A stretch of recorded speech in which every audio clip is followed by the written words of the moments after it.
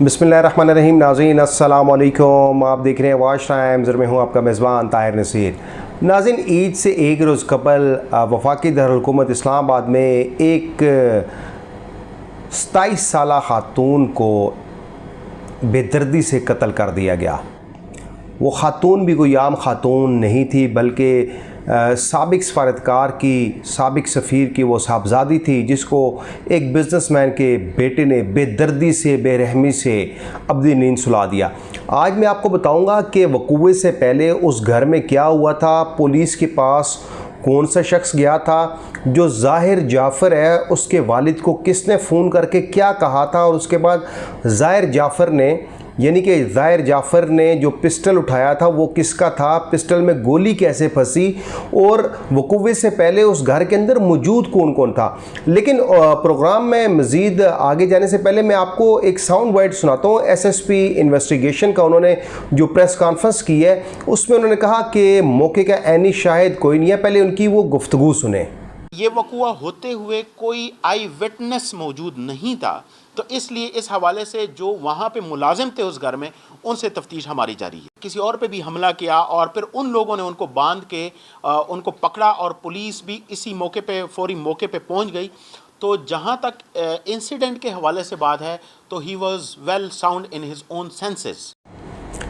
जी नाज़रीन, आपने SSP investigation की गुफ्तगू सुनी तो वो उन्होंने कहा जी कि वक़ूए का कोई गवाह भी नहीं है, और दीगर बहुत सी उन्होंने बातें की। लेकिन 20 जुलाई को जब ये वाक़या होता है तो सबसे पहले जब ज़ाहिर जाफ़र और नूर मुक़द्दम के दरमियान तल्ख़ कलामी होती है, तो नूर मुक़द्दम अपने आप को बचाने के लिए वो उस घर की बालकोनी से छलांग लगाती है।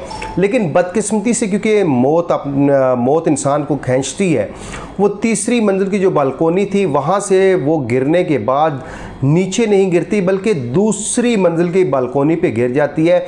ये सारा वाक़या उस घर का एक चौकीदार देख रहा होता है। वो चौकीदार फौरी तौर पर ज़ाहिर जाफ़र का वालिद जो कराची में होता है उसको फ़ोन करता है। उसके बाद फ़ोन करने के ठीक 5 से 10 मिनट के बाद वहाँ पे एक डॉक्टर के लिबास में एक शख्स आता है, और उसके साथ 3 से 4 अफराद और होते हैं। वो जैसे ही घर में आके चीखों पुकार सुनते हैं तो उनमें से एक नौजवान हिम्मत करता है, वो कमरे के अंदर दाखिल होता है। तो उस वक्त ज़ाहिर जाफ़र के हाथ में पिस्टल उठाया होता है।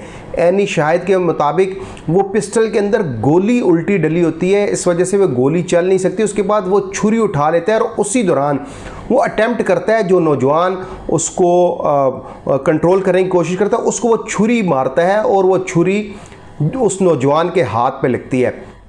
उसके बाद वो नौजवान ज़ख्मी हालत में जब बाहर आता है तो वो बाहर जो लोग खड़े होते हैं उनको कहता है कि आप 4-5 लोग हैं, इसको जाके काबू करें।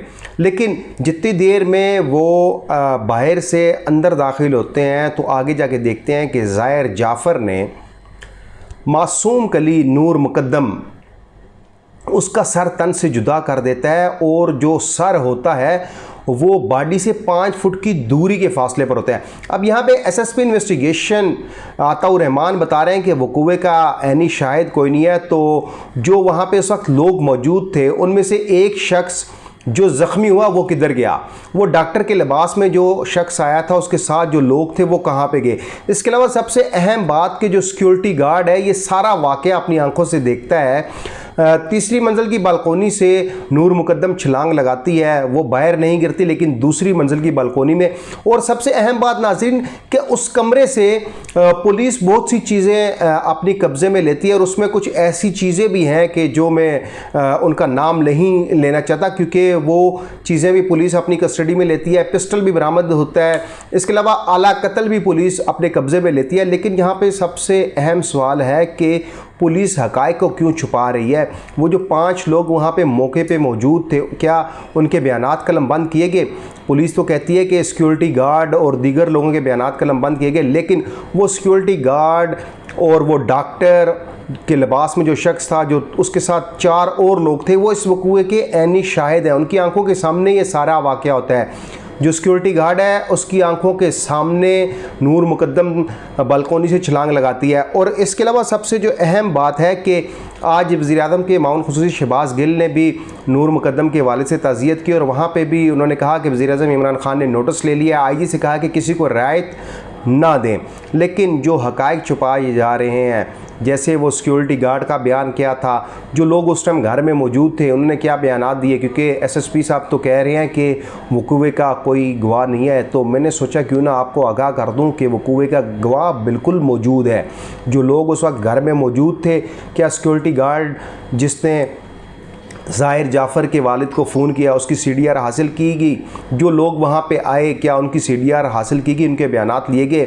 अब एक कह देना कि इस वकूवे का कोई गवाह नहीं है, तो जो लोग वहाँ पे घर में मौजूद थे जिनके सामने एक तो वो शख्स है जिसको छुरी भी मारी गई, तो क्या वो वकूवे का गवाह नहीं है। अब इस केस को देखते हैं कि पुलिस कैसे लेके चलती है।